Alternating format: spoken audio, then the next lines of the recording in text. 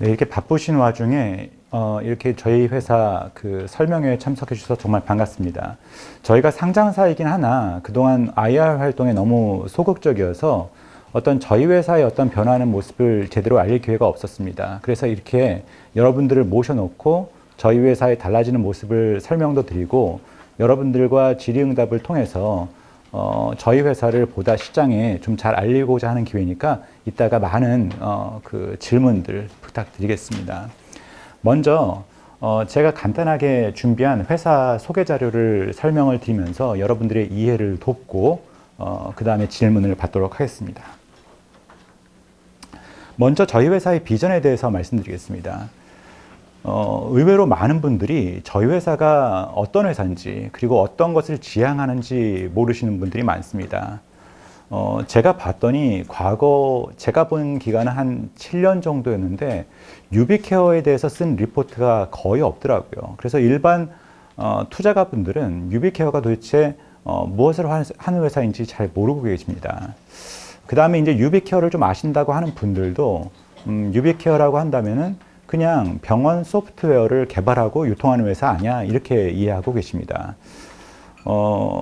아마 2000년대에는 그 말이 맞았는지도 모르겠습니다. 그렇지만 지금 유비케어는 굉장히 달라지고 있고 가까운 시일 내에 그런 어떤 선입견과는 완전히 다른 회사가 될 것이라고 저는 확신을 하고 있습니다.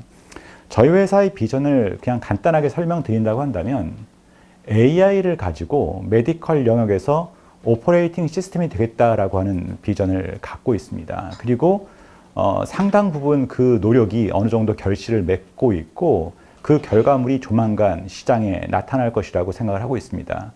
그럼 AI를 가지고 메디컬 영역에서 OS, 오퍼레이팅 시스템이 되는 것이 무엇인지에 대해서 차례차례 말씀을 드리도록 하겠습니다.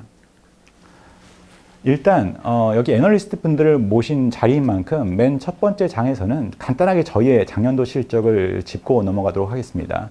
앞으로의 예측이나 전망에 대해서는 맨 뒤에 또 말씀을 드릴 테니까요.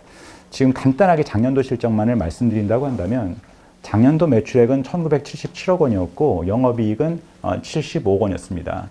물론 아주 그 코스피나 코스닥의 큰 회사들에 비해서는 아직은 작습니다만 그래도 근래 보기 드문 실적을 냈고 계속 우상향하고 있는 실적을 기록하는 중이라는 것을 말씀을 드립니다. 오늘은 크게 세 섹션으로 말씀을 드릴 겁니다. 일단 첫 번째 섹션에서는 아까 그 비전을 위해서 현재 우리가 무엇을 하고 있는가 그것을 저희는 AX 과정이라고 표현을 하는데 의사랑 AI를 지금 저희가 어떻게 개발하고 있는지 그 다음 무엇을 준비하고 있는지 말씀을 드리고 두 번째 섹션에서는 우리의 비전이 어느 정도 가시화되는, 구체화되는 시점에서 그 모습이 어떤 것인지 좀 차근차근 설명을 드리고요. 세 번째 섹션에서는 그러한 비전이 구체화될 때 우리 회사한테는 도대체 이게 비즈니스적으로 어떠한 의미가 있는지 그 수익 모델에 대해서 주로 말씀을 드리려고 합니다. 먼저 첫 번째 섹션, 의사랑 AI, 우리가 추진하는 AI 트랜스포메이션에 대해서 말씀을 드리겠습니다. 일단 AI를 도입한다고 한다면은 앞으로 저희는 굉장히 큰 헬스케어 전반의 시장에 접근을 하게 됩니다. 지금 과거의 유비케어가 접근하는 시장은 의사와 약사 선생님께서 부담하시는 월회비를 내고 쓰는 그냥 솔루션 시장 그 자체일 뿐입니다. 그렇지만 저희가 AI를 갖고 OS, 오퍼레이팅 시스템이 된다고 한다면 대한민국의 방대한 메디컬 영역을 저희가 공략을 하게 됩니다. 우리나라 시장이 작지 않습니다. 그리고 계속 확대되고 있고요. 의료보험 급여액만 120조 원이고 그 다음에 저희 나라 국민이 의료기관을 방문하는 횟수는 연간 9억 5천만 건이 넘습니다. 의료기관의 수만 10만이 넘고요. 저희가 커버하는 1차 의료기관이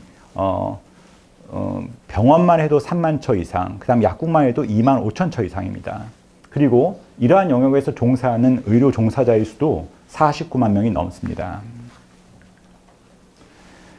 향후에 AI 도입은 메디컬 영역에서 어떤 선택이 아니라 필수의 영역이 될 겁니다. 그 이유는 압도적인 그 전 세계에서 가장 빠른 고령화 속도로 의료 수요가 급증을 하고 있고요. 그러한 와중에서 많은 의료 인프라가 수도권에 몰려 있으면서 수도권과 지방의 격차가 날로 심화되고 있습니다. 이러한 상황에서 사실 어떤 여러 가지 이해관계 때문에 의료기관 종사자의 숫자는 증가하지 못하고 있고요. 한편으로는 이 와중에서도 상당히 많은 병원들이 수익성 악화로 경영난에 시달리고 있습니다. 한편 대한민국 정부, 건보, 심평원 등은 만성적인 뭐라고 할까요?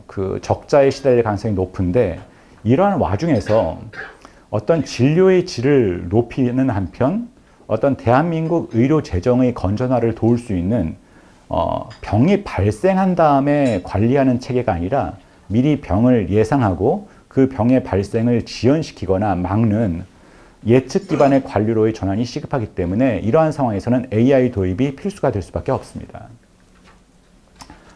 그렇다고 한다면 많은 회사들이 현재 메디칼 AI라는 말을 꺼내고 있습니다. 어저께도 키메스가 이제 코엑스에서 열렸습니다만 상당히 많은 기업들이 AI 도입을 얘기를 하고 있습니다.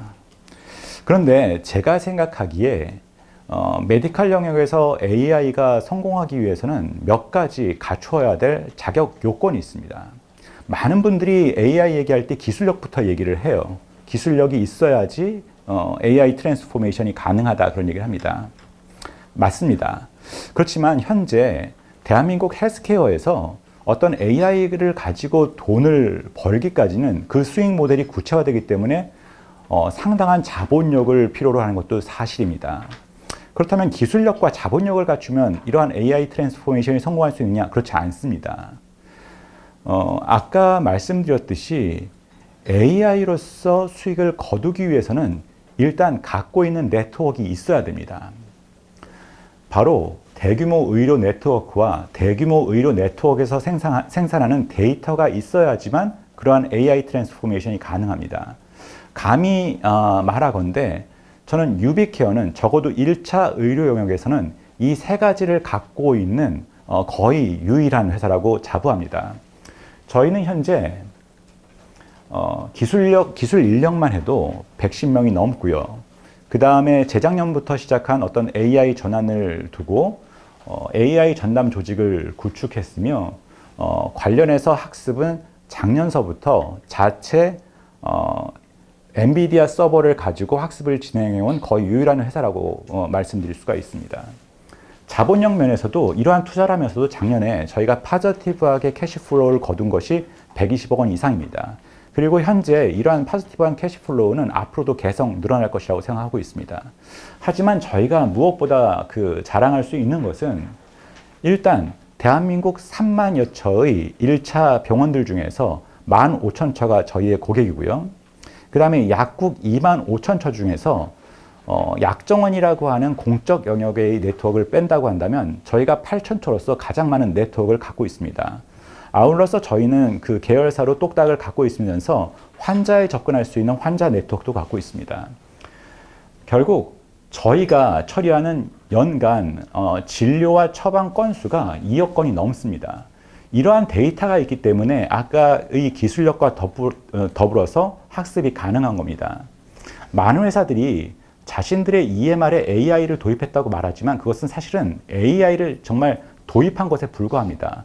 외부에 이미 존재하는 흔한 AI 엔진을 가지고 단순한 업무 자동화를 하는 것에 불과하지 자체 LLM 모델을 구축하고 자기가 보유하고 있는 의료 데이터를 가지고 학습해서 그 결과로서 답을 내놓는 것은 지금 저희 유비케어 의사랑 AI가 거의 유일하다고 말씀을 드릴 수가 있습니다. 그러면은 현재 저희가 계획하고 있는 의사랑 AI 현재 코엑스에서 시연 중입니다만 이 개발을 총괄하고 있는 저희 김석중 CPO께서 직접 의사랑 AI에 대해서 간략하게 설명을 하도록 하겠습니다. 네, 안녕하십니까. 의사랑 AI 소개해드릴 김석중 CPO입니다. 반갑습니다. 의사랑 AI 실제 구동되는 것을 보여드리도록 할 건데요. 보여드리기 전에 저희 실제 의사 선생님들이 어떤 일들이 발생되는지 조금 설명을 드리면 진료 전, 중, 후를 사실 오늘 보여드릴 건데 진료 전에는 환자를 호출하기 전에 환자의 과거 이력부터 다 훌훌 훑어보고요. 그 다음에 이전에 썼던 처방 이력과 그 다음에 이 환자가 했던 검사 이력이 있는지 좀 확인을 합니다. 이런 진료 준비 시간이 항상 들어가게 되고요. 하루 평균 60명 정도의 환자를 보는 의원의 경우에는 이 시간이 얼마나 많이 소요되는지 느끼실 수 있을 것 같고요. 또 진료 중에도 저희가 병원 가면은 선생님들이 저희를 쳐다보고 대화를 하는 게 아니라 화면 보고 키보드 타이핑 치시면서 저희를 힐끗힐끗 보시잖아요. 되게 불친절하다고 느끼는데 실제로 그건 불친절한 게 아니라 진료의 모든 순간들을 모조리 기록해야 되기 때문입니다. 여기에 이어서 행정 업무나 경영 관리 업무도 좀 과중되는 부담이 있고요. 저희는 그런 부담들을 AI를 통해서 해결하는 데 집중을 하고 있고요. 오늘 의사랑 AI가 그걸 어떻게 해결하는지를 보여드리도록 하겠습니다. 지금 보시는 화면이 의사랑 AI 현재 키메스에 전시하고 있는 화면이고요. 왼쪽부터 과거 진료를 요약해주는 부분, 두 번째는 상병과 처방을 기록하는 데 도움을 주는 부분, 마지막이 환자와의 진료 내용을 모조리 기록을 해주는 부분입니다. 실제 환자를 호출해 보겠습니다. 호출과 동시에 오늘 상병과 처방 기록을 할 내용들을 자동으로 추천을 해주고요. 좌측에는 이 환자에 대한 과거 진료 내용을 데이터를 기반으로 정리를 해줍니다. 그렇기 때문에 미리 준비를 할 필요가 없어지고요. 환자와의 진료가 시작되면 우측 위에 있는 녹음 버튼 한 번 딸깍으로 환자와의 내용이 녹음되게 됩니다. 오랜만이에요. 좀 1분 정도 어떠셨어요? 보시겠습니다. 가끔 어지럽고 갈증도 심하고요. 어지럼증이 평소보다 더 심한가요? 네, 어제 저녁부터 특히 심하더라고요. 식사는 좀 제대로 하세요? 네, 아침, 점심은 먹었는데 저녁은 거의 못 먹었어요.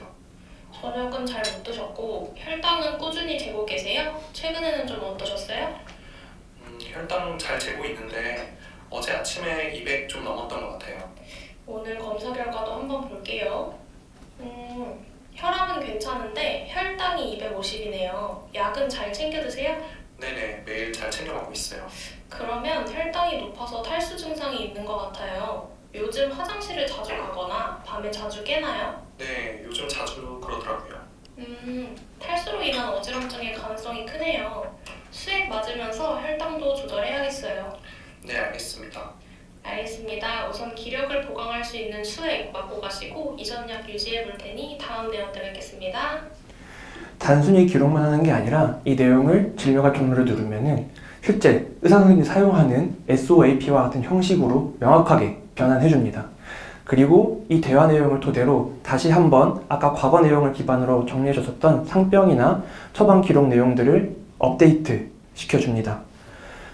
그리고 여기서 끝나는 게 아니라 이 환자에 대해서 궁금하거나 내가 진료 중에 이제 좀 막히는 부분들이 있으면 AI에게 간단히 질문만 하면은 필요한 내용들을 만들어주고요. 지금은 이 환자에게 제공해줄 교육 자료를 만들어 달라고 했는데 만들어줬고 문자 발송이나 출력도 쉽게 가능합니다. 여기서 끝나는 게 아니라 실제로 이제 버튼 한 번 클릭만으로도 실제 EMR에 전송이 되기 때문에 차트 기록에 들어가는 부담이나 시간을 굉장히 줄일 수가 있습니다. 환자와 눈을 맞추면서 진료를 볼 수 있게 됩니다. 이렇게 진료를 다 마무리하고 나면 그날 오늘 병원에 있었던 아이템들이 궁금하게 될 텐데요. 예를 들면은 지금 여기서는 당뇨병 환자 수가 오늘 몇 명이었는지 물어봤는데 병의원 내에 있는 데이터를 기반으로 이 뒤쪽에 있는 AI 에이전트가 이 답변 내용들을 바로 답변을 해줍니다. 이런 당뇨병 환자 수 말고도 병의원 경영관리나 행정 또는 어떤 당뇨병 환자들을 모아서 문자를 발송해줘 라고 하는 그런 아이템들도 저희가 준비가 되어 있기 때문에 올해 이 내용들을 출시할 예정입니다. 의사랑 AI 시연을 보셨는데 지금 보신 부분은 소위 말하는 원래 EMR, 원래 본연에 대한 부분입니다. 이거 이상의 것을 저희가 준비하고 있는데 그 부분은 뒤에서 저희가 설명을 드릴 거예요. 지금은 일단 비즈니스적인 거를 말씀드리지 않고 의료 현장에서 이게 어떻게 의료 현장을 바꾸고 있는지에 대해서만 말씀을 드리겠습니다. 일단 진료 정확도가 높아집니다.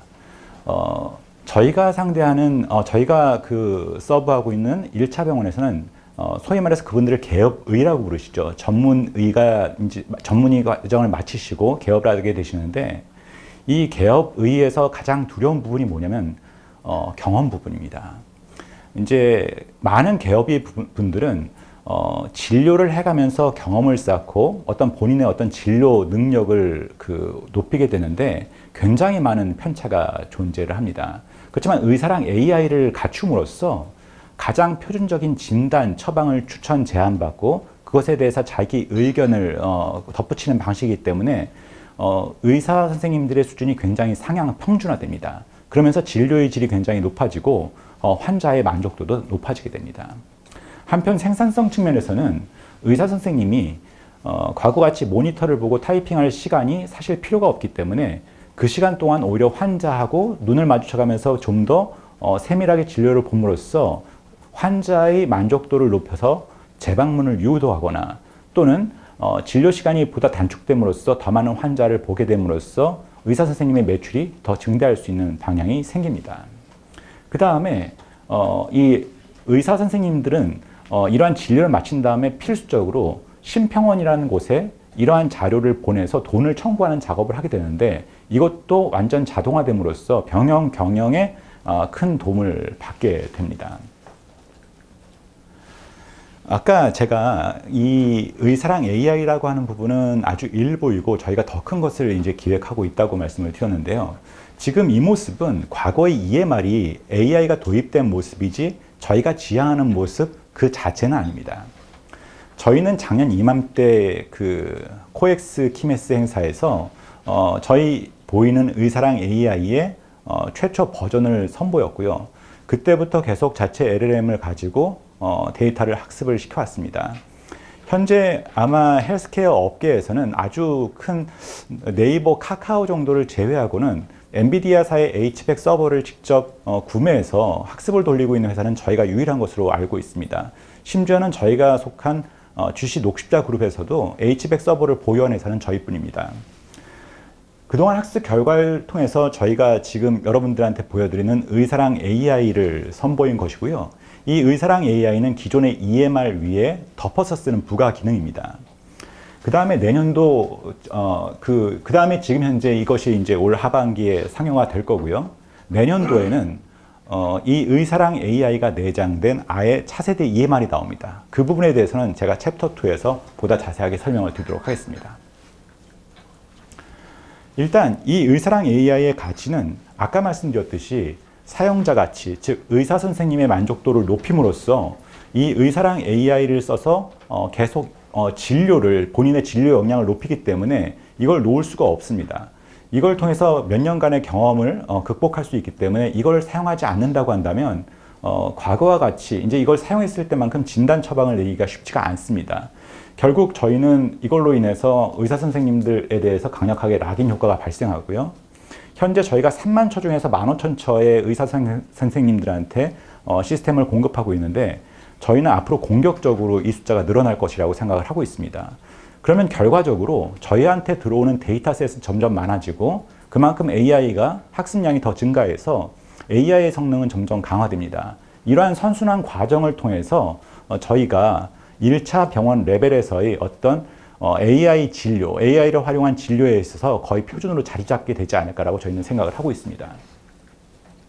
그러면은 앞으로 이러한 과정을 거쳐서 저희가 말하는 비전, AI를 가지고 메디칼 영역에서의 오퍼레이팅 시스템이 되는 모습에 대해서 말씀을 드리도록 하겠습니다.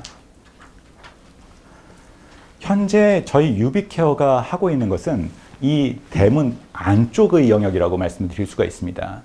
저희가 일단 현재에도 의사 선생님의 네트워크와 약사 선생님의 네트워크, 그 다음에 환자 네트워크를 거의 유일하게 한 울타리에 갖고 있는 유일한 회사입니다. 그리고 이것을 바탕으로 해서 의사랑 AI를 만들 수 있었던 것이고요.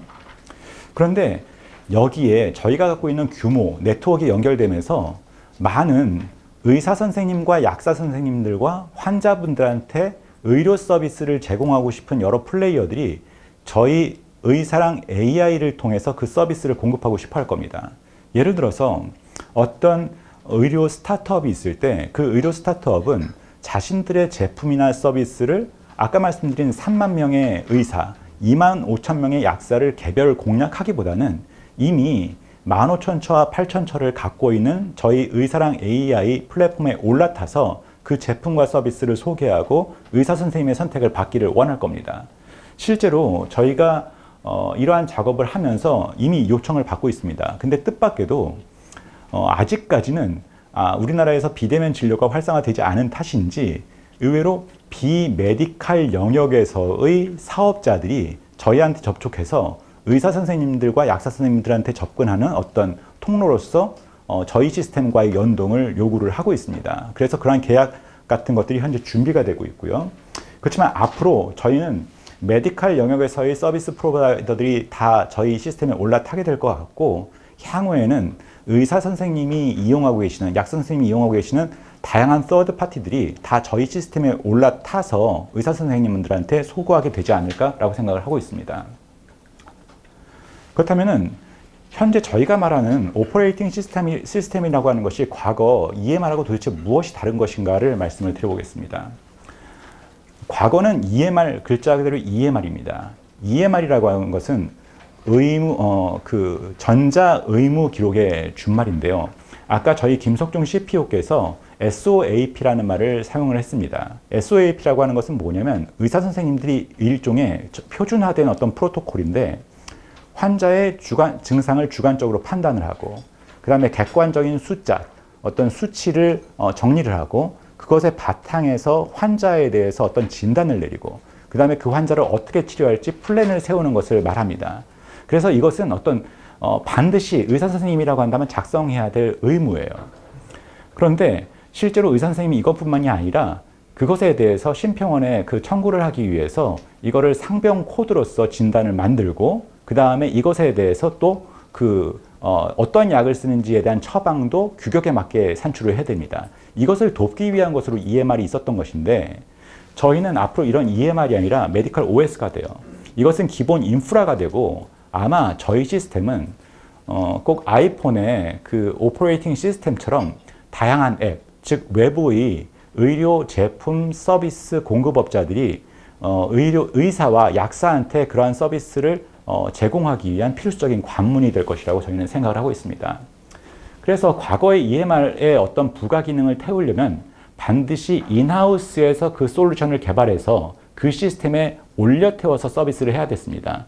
그렇지만 향후에는 그것뿐만이 아니라 오픈 생태계로서 다양한 제품 서비스 업자들이 어떤 원하는 계약만 맺는다고 한다면 쉽게 API를 공유하고 그 올라타서 서비스를 제공할 수 있는 체제로 바뀌게 될 것입니다.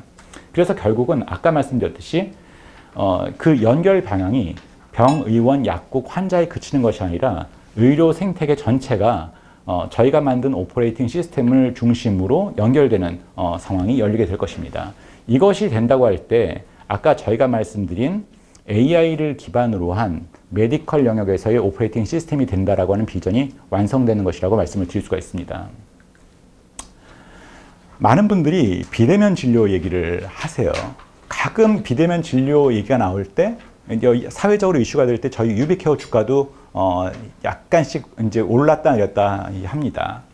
근데 비대면 진료에 대해서 굉장히 오해하시는 게 있어요. 비대면 진료를 화상 통화 솔루션으로 생각하시는 분들이 많은데, 진정한 비대면 진료의 솔루션은 그게 아닙니다. 기본적으로 비대면 진료라고 하는 것은 환자가 의사 선생님하고만 비대면을 하는 것이 아니라 약국하고도 비대면을 해야 되는 것이고, 약 배송 과정에서도 사실은 의사 선생님과 약 선생님과 비대면으로 연결된다는 것을 의미합니다. 결국 그 비대면 진료가 성립하려면은 환자가 의사 선생님하고 비대면으로 진료를 보는 것 외에 병원에서의 그 진료 기록이 원격으로 약국으로 전송될 수 있어야 되고, 그것이 약 배송 시스템하고 연결될 수 있어야지만 비대면 진료가 가능해집니다. 즉 어떤 화상 솔루션을 잘하는 회사라고 해서 비대면 진료를 할 수 있는 것이 아니라, 아까 말씀드린 의료 생태계 내에서 병원과 약국과 약 배송까지 연결할 수 있는 인프라가 반드시 필요한데, 대한민국에서 그 세 개를 유일하게 연결할 수 있는 회사는 유비케어밖에 없습니다. 그렇다고 한다면 앞으로 비대면 진료가 활성화된다고 했을 때 굉장히 다양한 비대면 진료 서비스 공급업체들이 등장하게 될 겁니다. 예를 들어서 만성관리 환자들을 위한 비대면 진료, 어떤 소아과 중심의 비대면 진료 다양하게 등장할 텐데, 결국 그 모든 사업자들은 저희 의사랑 AI에 올라타서 그 비대면 진료 서비스를 제공하게 될 거고요. 그 상황에서 많은 도매업체들, 약품 도매업체들도 의사랑 AI를 통해서 그 주문 정보를 받게 되고, 그 다음에 어떤 라스트 마일의 어떤 그 배송 업체들도 결국 저희 의사랑 AI하고 연동을 바라게 될 수밖에 없다고 저는 생각을 하고 있습니다. 그럼 지금까지는 그냥 의료 현장에서의 어떤 저희가 만들어 놓은 비전을 말씀을 드렸는데요. 그럼 실제로 이것이 비즈니스적으로 어떻게 연결될 수 있는지를 말씀을 드리겠습니다. 많은 분들이 그걸 궁금해 하세요.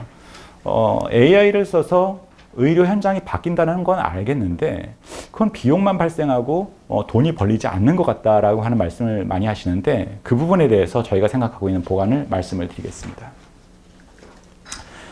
일단 현재의 EMR에서 AI를 활용한 메디컬 OS로 진화한다는 것은 저희의 액세서블한 마켓이 달라집니다.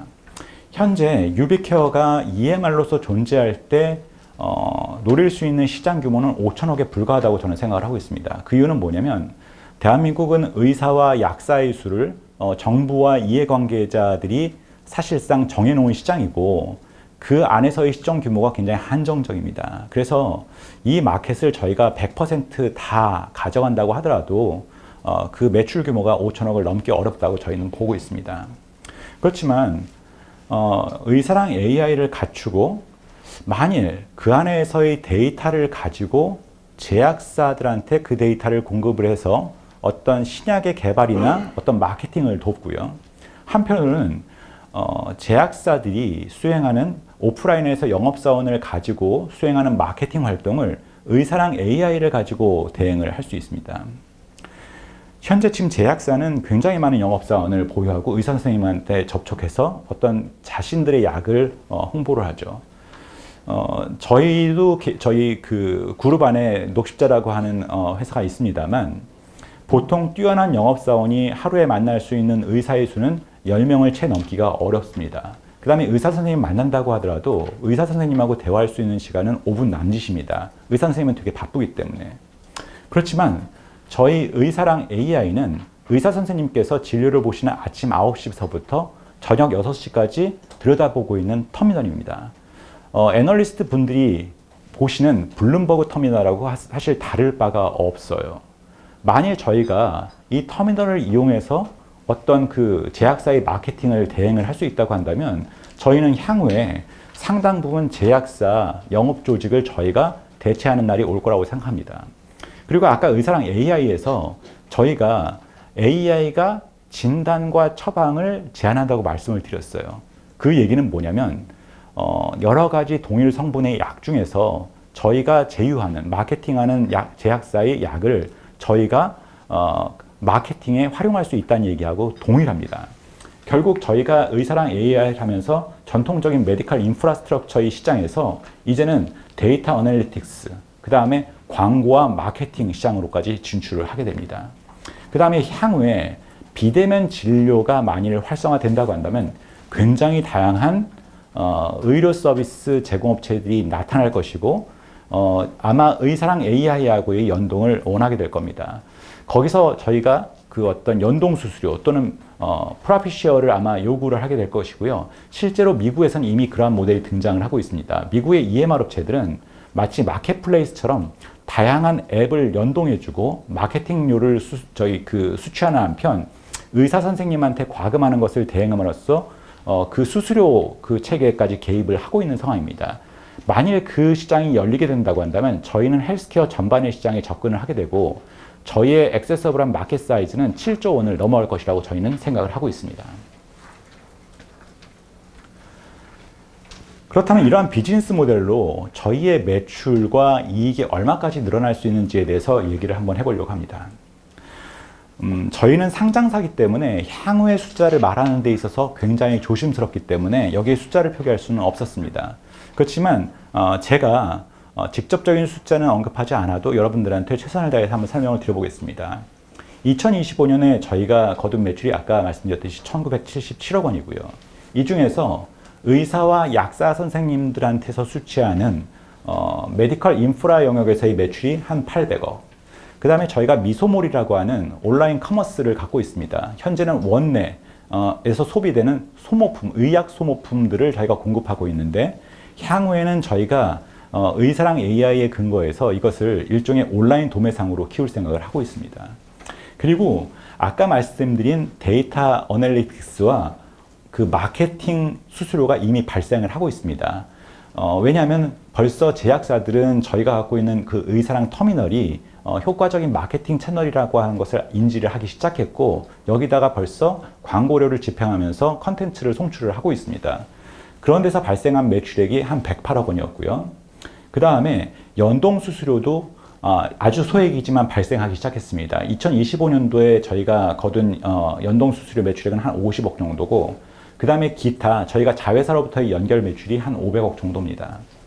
앞으로 이 메디컬 인프라 부분도 저희가 의사랑 AI가 고도화되면서 결국 충성도가 높아질 것이고 심판 점유율이 높아질 것이고 그러면서 점점 확대될 것이라고 보고 있습니다. 여기에서는 저희는 하이 싱글 디짓 정도의 매출 성장은 기대를 하고 있습니다. 커머스 부분은 아까 말씀드린 부분에서 꽤 성장률이 높은데, 그것은 뭐냐면 지금까지는 저희가 MRO에만 접근했지만 의사랑 AI를 통해서 어떤 약과 처방에 관여할 수 있게 되면서 3.4조 원의 원내 처방약 시장에 대해서 저희가 접근이 가능하다고 보고 있습니다. 그 다음에 제일 중요한 부분은 데이터 마케팅 영역인데, 현재 의사랑 터미널은 일종의 MBC나 KBS 같은 시스템이라고 볼 수가 있습니다. 왜 그러냐면 저희가 서브하는 15,000명의 의사 선생님이 동시에 같은 컨텐츠만을 보고 계십니다.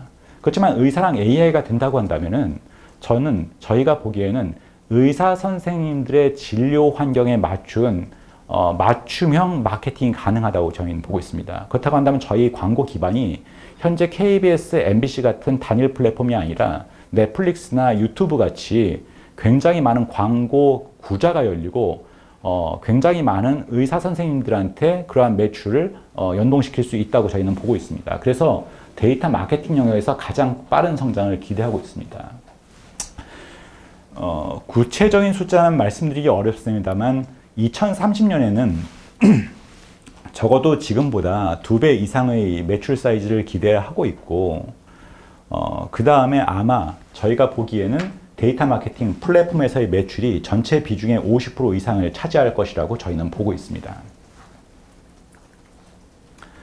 2030년은 굉장히 먼 얘기일 수도 있죠. 그렇다면 올해 2026년의 실적은 어떻게 보고 있느냐에 대해서 한번 말씀을 드려보겠습니다. 그 전에 2025년의 실적에 대해서 다시 한 번만 리캡을 해보겠습니다. 사실 작년에 이미 실적이 상당히 좋았습니다. 저희가 공시한 작년도의 실적은 영업이익 75억 원이었습니다만 여기에는 상당히 많은 일회성 네거티브 요소가 포함되는 숫자였습니다. 저희가 그 과거에 굉장히 많은 연관 사업에 대해서 투자를 하고 연결을 시켰는데 좀 방만한 경영 탓에 작년도에 많은 어떤 일회성 손실들이 발생했습니다. 뉴비케어가 갖고 있는 자회사 중에서 약 조제기 회사가 있고, 그 다음에 실버 세대를 대상으로 한 복지연구 사업이 있는데 작년도에 거기서 꽤 많은 적자가 발생했습니다.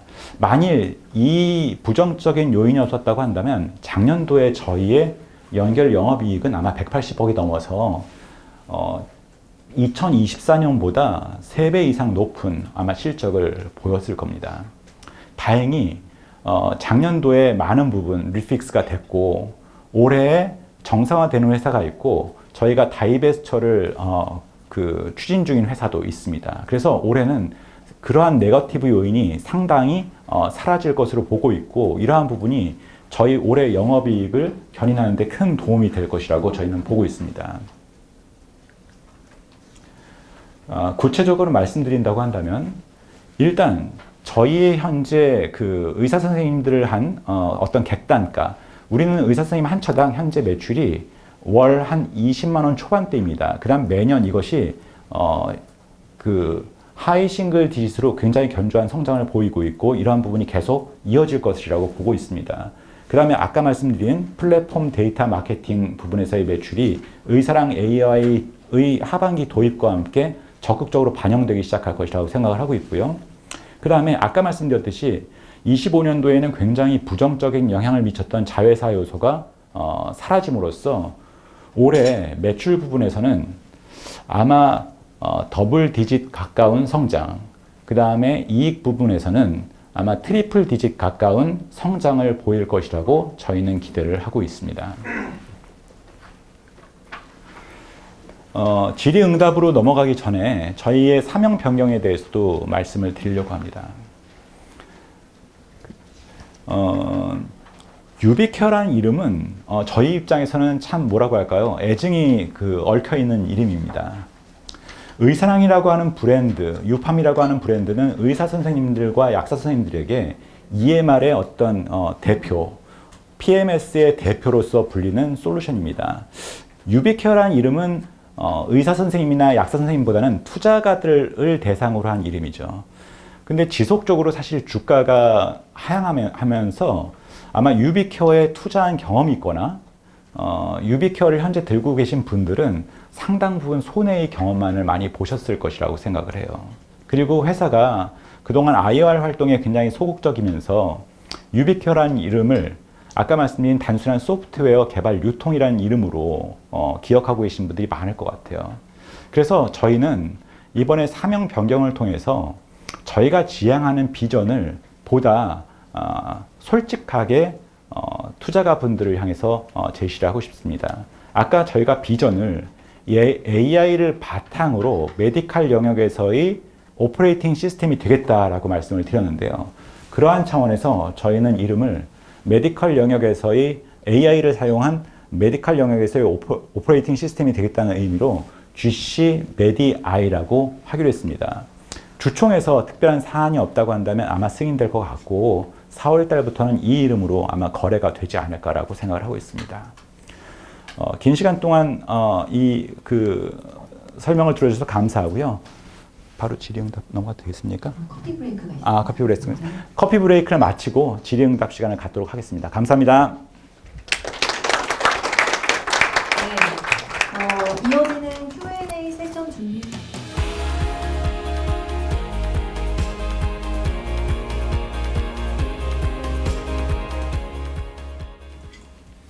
네, 이야기 주신 대로 저희가 프롬 스크래치로 된 AI 모델 서빙하고 있지는 않고요. 대신에 여러 가지 오픈소스 모델들을 파인 튜닝하고 지속적으로 버전 관리하면서 배포 운영할 수 있는 체계를 갖추고 있다고 봐주시면 될 것 같고요. 그러다 보니까 저희가 어떤 한 모델을 사용한다기보다는 여러 가지의 모델들을 저희 데이터를 기반으로 튜닝을 해서 확인을 해보고 배포된다고 보시면 될 것 같습니다.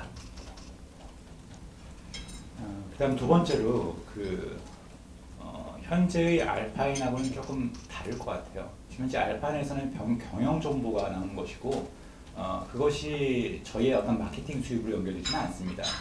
현재 저희의 아까 말씀드린 100억 원 중에서 마케팅 수입이 발생하는 부분은 저희의 닥터 인포라고 해서 저희 의사랑을 키울 때 나오는 시작 팝업이 있고요. 그다음에 한쪽에 아이콘이 있어서 의사 선생님이 그런 어떤 컨텐츠가 궁금할 때 그쪽에 들어와서 정보를 보시는 사이트가 있습니다.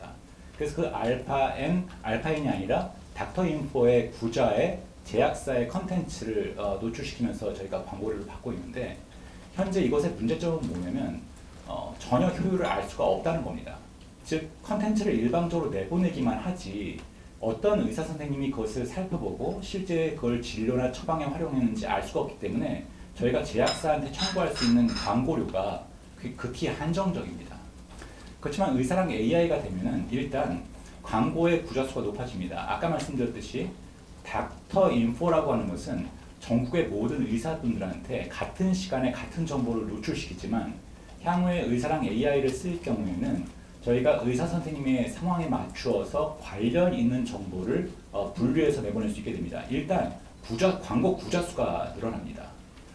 그런 다음에 실질적으로 의사 선생님한테 이게 클라우드 기반으로 전환되면서 효율을 측정하고 저희가 효율에 기반한 광고료 수치가 가능합니다.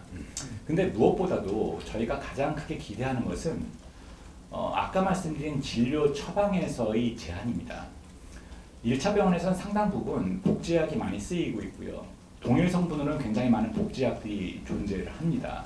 그때 저희가 의사 선생님들한테 예를 들어서 현재 가장 유행하고 있는 또는 가장 표준적인 처방 이제 두세 가지를 아마 노출시키게 될 텐데 그때 저희의 어떤 마케팅이나 저희 조사 결과에 따라서 저희가 마케팅하는 약 같은 것들을 처방에 반영하거나 어떤 권고하는 방식의 마케팅이 가능해지고 그것은 지금과는 굉장히 다른 형식의 광고 상품이 될 것입니다.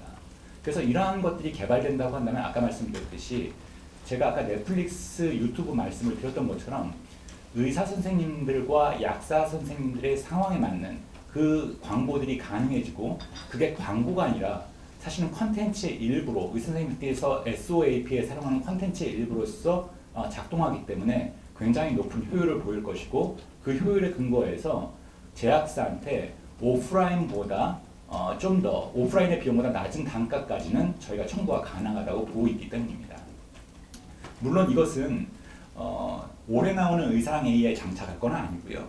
저희의 어떤 진단 처방이 굉장히 안전하고 충분히 효과적이라는 것이 증명된 다음에 도입할 계획이고 아마 그 시기는 내년도가 되지 않을까라고 생각을 하고 있습니다.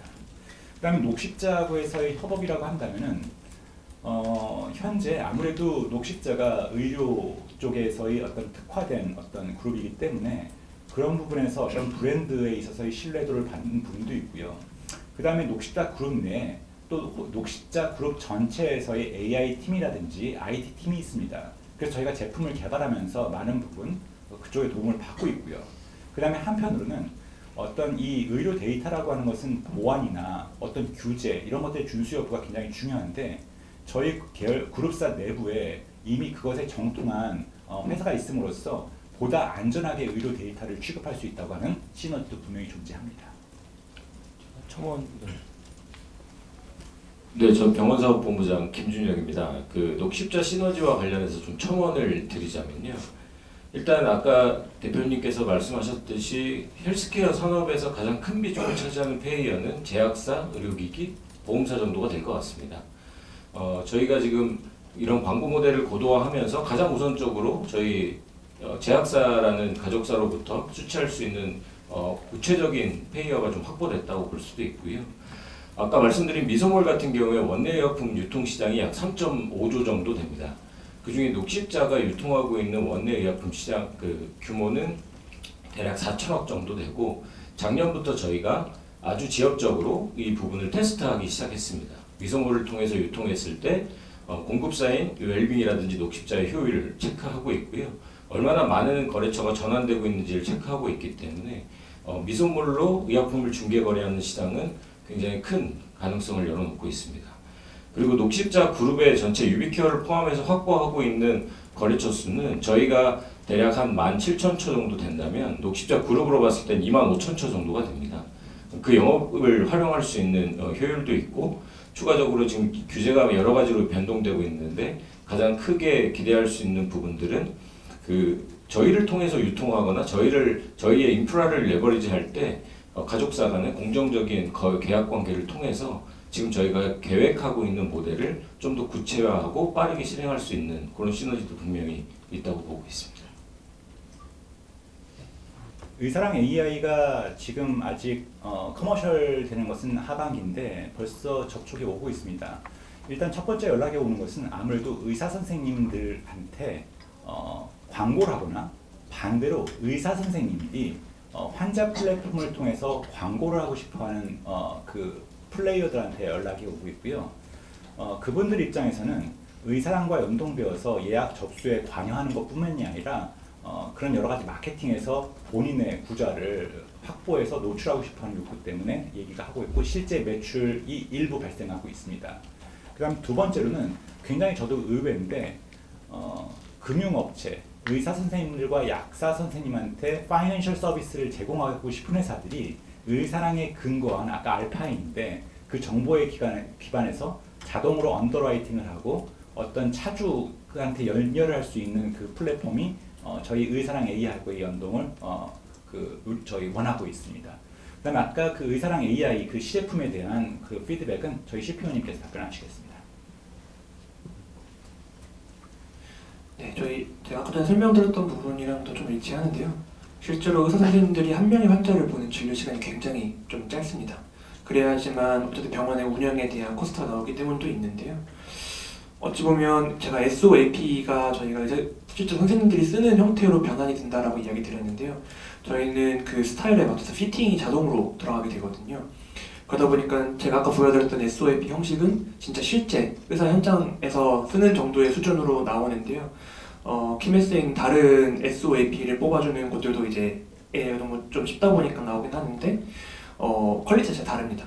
그냥 단순히 말하는 내용들을 서브젝티브 오브젝티브니까 서브젝티브 오브젝티브에 해당하는 걸로 줘야지 하면서 나열하기 바쁘거든요. 저희는 정말로 딱 명확하게 실제 현장에서 사용되는 걸로 주기 때문에 바로 쓸 수 있습니다. 이게 왜 중요하냐면은 만들어진 걸 또 편집하고 수정해야 되는 거면은 사실은 그 메리트가 없거든요. 그러다 보니까 정말로 수정 안 해도 될 정도로까지 주는 게 굉장히 중요한데 저희는 팀 내부에 아예 메디컬 엑스퍼트가 아예 그런 것들에 대한 튜닝까지도 들어갔기 때문에 좀 퀄리티 자체가 다르다 보니까 만족도가 지금 현재 굉장히 높다고 보시면 될 것 같습니다. 의사 선생님들이 그 실질적으로 그 환자하고의 대화에서 쓰는 그 언어와 본인이 SOAP로서 차트에 기록하는 언어는 굉장히 다릅니다. 의사 선생님들만의 전문적인 용어가 있는데 저희 시스템은 학습 과정을 통해서 의사 선생님들이 쓰는 용어로서 변환이 되어서 SOAP에 저장이 되고 있습니다. 네, 아까 1번 부분에서 그 저희가 이제 내부에 누적된 데이터를 가지고 이제 수익하는 걸 말씀하셨는데, 일단 데이터 자체를 가공해서 매출 연결시키는 사업은 저희 이미 기존 유비스트가 있습니다. 그래서 현재 그 1차 병원에서 수집된 데이터로서 제약사에 공급하는 시장의 80% 이상은 사실 이미 저희가 장악을 하고 있는데, 아직까지는 제약사가 더 많은 돈을 지불할 만한 가치 있는 정보를 수집하고 있지는 못했습니다. 그 이유는 뭐냐면 아무래도 저희의 그 EMR이 아까 ERP라고 말씀하셨는데 저희 EMR과 PMS가 설치형이다 보니까 정보를 실시간으로 끌어오고 보관하는 데 문제가 있습니다. 그래서 아마 보다 가치 있는 정보가 굉장히 규모 있게 쌓이는 것은 저희가 내년도 상반기를 계획하고 있는데, 저희의 클라우드 버전에 EMR이 설치되면서 보다 순도 높은 더 많은 정보가 좀 더 쌓여서 그 제약사를 상대로 한 데이터 거래 시장에 갈 수 있을 거라고 보고 있고요. 그 다음에 데이터 그 자체가 아니라 의사 선생님들과 약사 선생님들의 어떤 그 오퍼레이션 행태, 그거를 보면서 실질적으로 저희가 개입해서 그 작동하는 것이 마케팅 사업입니다. 제약사는 지금 현재 대단히 많은 그 마케팅 비용을 오프라인 조직을 통해서 의사 선생님과 약사 선생님들한테 쓰고 있고요. 저희는 아까 말한 데이터가 직접적으로 개입되는 게 아니라 아까 말씀드린 SOAP 과정에 개입하면서 넷플릭스, 유튜브 같은 채널이 되어서 콘텐츠를 넣고 중간 과정에 넣고 하면서 지금 저희가 갖고 있는 구자 수가, 한마디로 닥터인포에서 저희가 하루에 노출시킬 수 있는 구자의 수는 20개가 안 됩니다. 근데 이게 거의 무한대에 가깝게 생성이 될 수 있고, 그 다음에 그거의 효율, 그럼으로써 실제로 어떤 의사 선생님이 처방을 실제로 바꿨는지, 어떤 약으로 교체했는지에 대한 증거를 제약사한테 제시할 수가 있습니다. 그것은 과거의 영업사원이 실질적으로 의사 선생님을 방문해서밖에 수집할 수 없는 데이터였는데, 그것을 제시함으로써 저희의 효율이 영업 조직, 실제 오프라인 영업 조직보다 높다고 하는 걸 증명할 수 있을 것이고요. 그렇게 된다면 점점 많은 제약사들이 영업 조직을 줄이거나 또는 오프라인 영업 조직을 갖추지 못한 조직들이 저희의 어떤 그 채널에 의존함으로써 마케팅 수입이 발생할 수 있을 것이라고 보고 있습니다. 현재 아직 구체화된 것은 없지만 의사랑 AI가 하반기에 상용화되고 내년도에 클라우드 EMR이 깔리기 시작하면서 실제 사용 사례가 발생할 것이라고 보고 있습니다. 그다음 두 번째로 말씀하신 비브로스 똑딱 외의 어떤 BEP가 되는 수익 모델인데, 안타깝게도 현재는 비브로스 똑딱 외에는 없습니다. 저희가 그 투자한 몇 개 자회사들이 있는데 아직까지 BEP를 내지 못하고 있고, 현재는 외부 펀딩을 그 회사들이 해가면서 영업을 해나가고 있고, 그렇지만 상당히 많은 그 진도가 나가는 회사들도 있어서 향후에 비대면 진료가 좀 더 활성화되거나 또는 어떤 만성 질환에 대한 어떤 정부의 수가 정책이 좀 더 호전될 때는 쉽게 BEP에 도달할 수 있는 회사들이 있다고 보고 있습니다. 그다음 세 번째로 아까 캐펙스, AI에 대한 캐펙스 부분인데, 작년도에 이미 그 상당히 많은 캐펙스를 진행을 했어요. 그 다음에 여기 계신 CPO님을 비롯해서 여러 가지 AI 전담 조직들이 외부 영역에서 꾸려졌고요. 이 비용들은 다 저희 스스로 내부에서 조달을 했습니다. 저희 유비케어 앞으로 GC 메디아이가 될 조직에서 앞으로도 부담을 할 거고요. 그러한 과정에서도 저희는 작년도에 120억 원 이상의 포지티브 그 캐시플로우를 거뒀고 75억 원의 영업이익을 거뒀고, 올해 그러한 투자를 진행하면서도 아까 말씀드린 트리플 디짓에 가까운 영업이익 개선을 낼 수 있을 거라고 보고 있고요. 아마 앞으로 사실 중요한 하드웨어 투자는 많지 않을 거라고 생각합니다. 저희가 내년도에 클라우드 이제 그 버전의 EMR을 출시하면서 저희는 이제 EMR이 아니라 오퍼레이팅 시스템이라고 부릅니다만 아마 거기에서는 저희가 그 자체 서버를 가지고 서버할 가능성이 굉장히 커요. 그러기 위해서 아마 엔비디아 서버 2대 정도는 아마 추가 구매해서 그걸 가지고 아마 돌려야 되지 않을까 생각하는데 그 정도고 이미 중요한 투자나 인력 영역은 거의 마쳤습니다. 이 부분에 대해서는 저희 약서 본부장님한테 마이크를 넘겨서 저희가 비대면 진료 시장을 미리 대비하는 차원에서 진행하고 있는 프로젝트에 대해서 관련 제휴업체의 이름은 밝힐 수 없지만 그 계획에 대해서 잠깐 말씀드리도록 하겠습니다. 약국사업본부 맡고 있는 백성환입니다. 현재 원격 진료, 비대면 진료 관련해서는 법적으로 이제 보완해야 될 부분들이 많기 때문에 현재 나와 있는 수준에서 저희가 선제적으로 준비하는 부분들이 있습니다. 저희 회사는 유일하게 우리나라에서 의원과 병원의 대부분을 저희가 고객으로 갖고 있고요. 진료의 시작은 그러니까 환자가 아프면 진료를 이제 의원에서 시작해서 약을 타는 약국으로 마무리가 됩니다. 그래서 저희가 아까 대표님께서 밝힐 수 없는 업체라고 말씀 주셨는데 어떤 업체하고 저희가 같이 요거에 대한 모델을 준비하고 있고요. 기본적으로 보는 것은 환자가 원스톱으로 약 받는 곳까지 자연스럽게 흘러가는 흐름으로 저희가 MVP 모델을 현재 만들고 있고 그거 가지고 조만간에 보여드릴 수 있을 것 같습니다. 이 정도로 제가 조금만 더 구체적으로 너무 공개를 하시는데 아마 비대면 진료가 되면은 제일 중요한 것은 환자가 병원이나 약국에 가지 않은 상태에서 환자에 대한 진료 기록을 어떻게 흘리고 그것이 실제로 약 배송으로 어떻게 이어질 수 있는지까지일 겁니다. 그렇지만 아마 비대면 진료가 언젠가는 활성화되겠지만 적어도 2-3년의 시간은 필요하다고 보고 있습니다. 그래서 저희는 그것을 겨냥하고 있지만 아마 조만간 저희는 선보일 수 있을 거라고 보는데 환자가 병원에 간 상태에서 보통 저희는 약국에 가서 또 한 번 조제를 기다리면서 기다리죠. 그 다음에 이제 약을 받습니다. 근데 아마 저희가 내년쯤이라고 생각합니다만 MVP 모델로 어떤 걸 보여드리냐면 병원에서 예약 접수하면서 이제 그 진료를 마치면 환자가 이미 갈 약국을 선택하고 그 수납까지 끝낸 상태에서 약은 조제가 됩니다. 그래서 약국에 가서 본인 확인만 하고 약을 가져가는 그 MVP를 조만간 도입하는데 이것이 비대면 진료에 대단히 의미가 있는 게 뭐냐면 바로 아까 비대면이 될 때 핵심 백본이 바로 이것이기 때문입니다. 아마 비대면 진료에서는 최종의 라스트 마일을 책임지는 어떤 배송 업체가 약국에 본인 확인을 한 후에 그 인증 정보를 가지고 아마 환자한테 약을 전달하게 될 겁니다. 결국 그 상황에서 이것을 미리 준비한 저희한테 거의 모든 비대면 진료 사업자들이 저희 시스템을 이용하려고 되지 않을까라고 생각하고 있습니다. 첫 번째 페이어 말씀하셨는데 저희도 환자한테 부담하는 것은 불가능하다고 보고 있습니다. 대한민국의 의료 환경에서 환자들은 굉장히 낮은 의료비로서 의료 환경을 인조해야 하는 것에 익숙해 있고 이것을 깨기는 어렵다고 봅니다. 그래서 현재 저희의 사업 모델의 페이어는 의사 선생님과 약사 선생님, 현재는 어드레서블 마켓이 5천억에 불과한 시장을 하고 있는 것이죠. 앞으로 저희의 주된 페이어는 아마 가장 중요한 페이어는 제약사가 될 겁니다. 아까 저희가 말씀드렸듯이 개인화된, 맞춤화된 터미널 속에서 SOAP에 개입하기 때문에 저희가 상당 부분 제약사가 막대한 비용을 지출하고 있는 오프라인 영업 조직을 대체할 가능성이 충분히 있다고 보고 있고요. 이것은 과거의 마케팅 시장이 SNS나 그 넷플릭스, 유튜브 같은 채널로 바뀐 거하고 거의 유사하다고 보고 있습니다. 즉 의사, 약사를 향한 마케팅 채널이 상당 부분 온라인화 될 것이고 그 온라인한 터미널은 결국 의사랑을 이용할 수밖에 없을 거다라고 생각하고 있는 부분이 있는 겁니다. 그 다음에 그거보다 다음에 이제 발생할 것이 아마 비대면 진료가 활성화돼서 다양한 스타트업과 다양한 기존 사업자들이 의사, 약사를 상대로 해서 여러 가지 서비스를 제공하려고 하는 시점이 될 겁니다. 그때는 아마 그러한 서비스 사업자들이 의사랑 AI를 이용할 수밖에 없을 겁니다.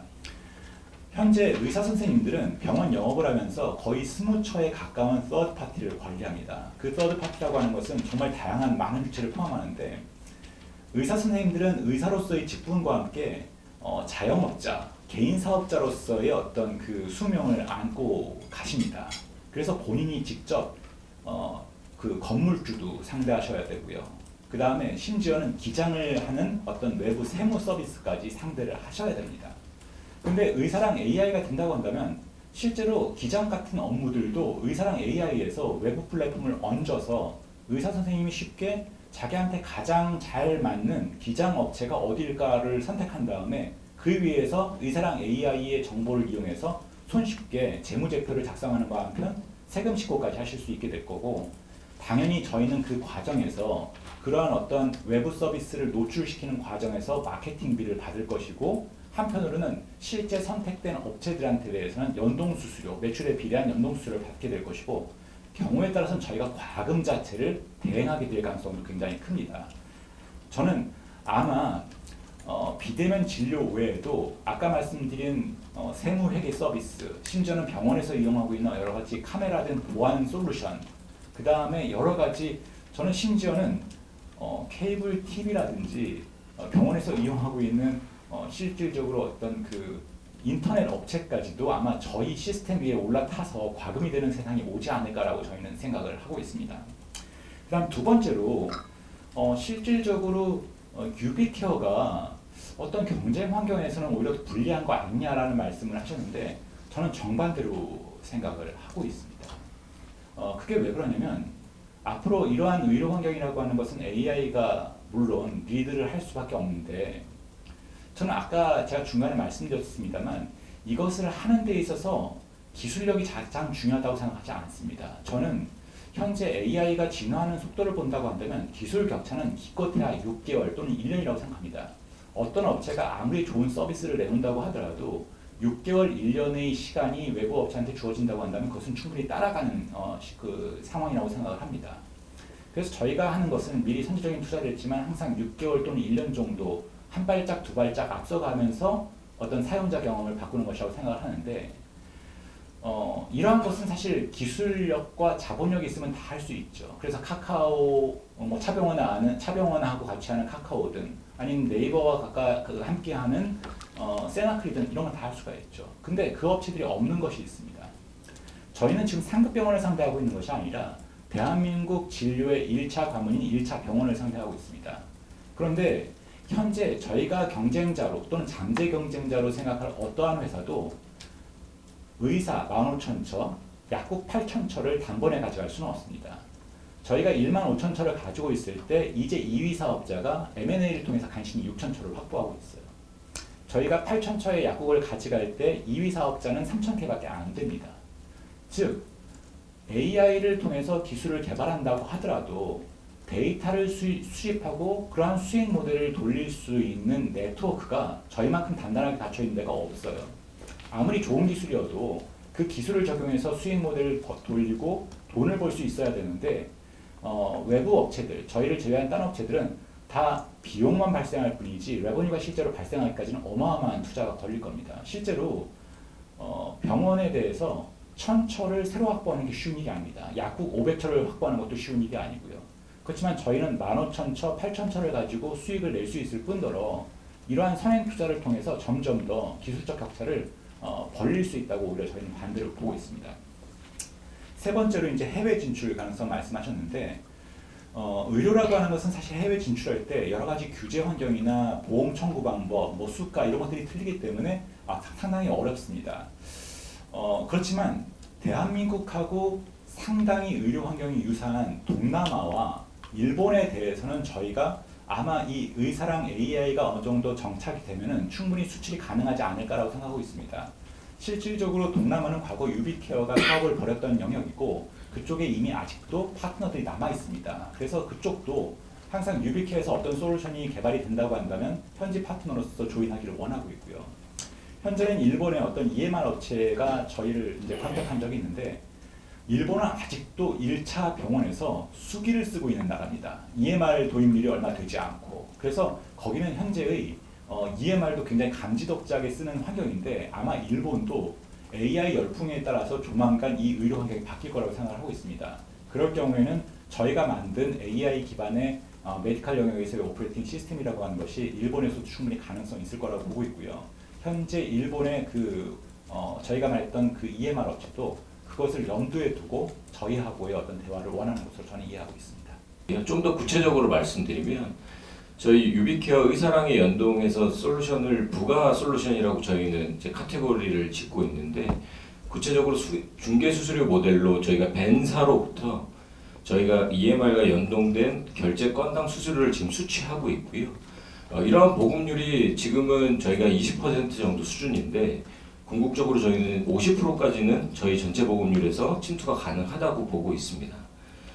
추가적으로 최근에 많이 논의하고 있는 회사 중에서는 아까 우리 비대면 진료 문의 주셨는데요. 비대면 진료가 그럼 결국 활성화되려면 뭐가 있을까라고 생각해 본다면 결국 환자가 진료 병원에 접근할 수 있는 플랫폼이 있어야 되고요. 결국 그 플랫폼에서 접수가 된 EMR이 핵심이고 결국 처방전을 전달해서 약을 받을 수 있는까지의 프로세스라고 생각할 수 있습니다. 그러면 지금 우리나라에서 비대면을 할 수 있는 소위 뭐 닥터나우라든지 뭐 케어랩스의 굿닥이라든지 또 저희 똑딱 같은 비대면 플랫폼들이 있을 텐데요.